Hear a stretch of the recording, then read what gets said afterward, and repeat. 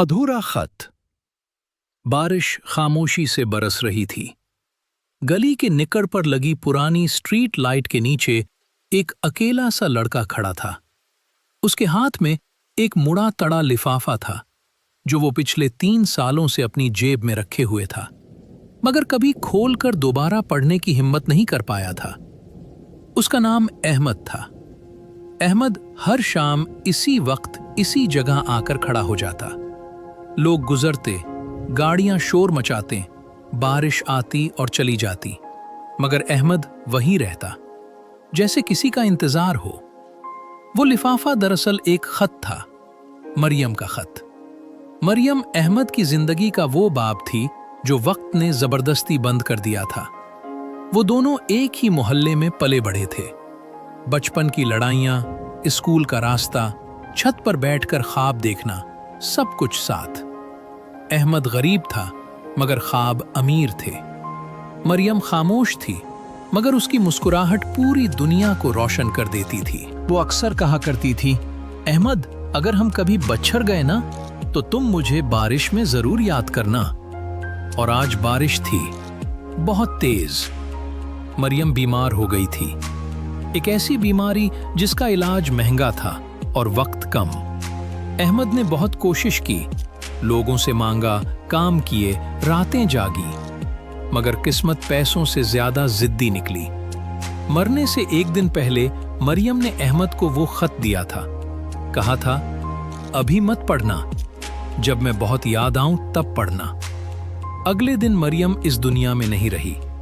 अहमद ने उसके बाद बहुत दिन वो खत जेब में रखे रखा। हर बार निकालने लगा, दिल कांप गया। डर लगता था कि अगर उसने खत पढ़ लिया तो शायद मरियम की आखिरी आवाज भी खत्म हो जाएगी।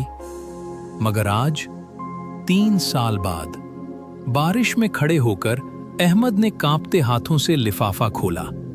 खत भीग चुका था, स्याही फैल चुकी थी, मगर लफ्ज अभी जिंदा थे। अहमद, जब तुम ये खत पढ़ रहे होगे शायद मैं तुम्हारे पास नहीं होंगी, मगर यकीन करो मैं तुम्हारे अंदर जिंदा रहूंगी।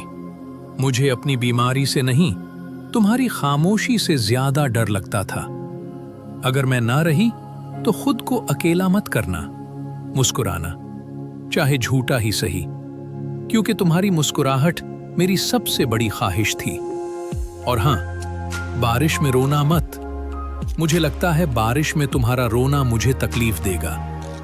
मैं चाहती हूं तुम बारिश में आसमान की तरफ देखकर कहना, मरियम, मैं जिंदा हूं।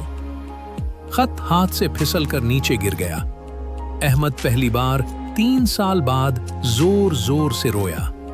बारिश उसके आंसुओं को छुपा रही थी, मगर दर्द को नहीं। उसने आसमान की तरफ देखा, कांपती आवाज में कहा, मरियम, मैं जिंदा हूं मगर तुम्हारे बगैर।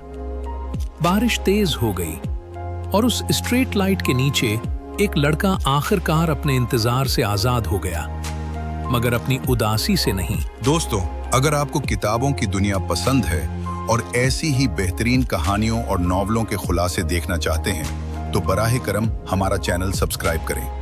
आपका एक सब्सक्राइब हमारे लिए बहुत बड़ी सपोर्ट है और हमें मजीद अच्छी वीडियोस बनाने का हौसला देता है।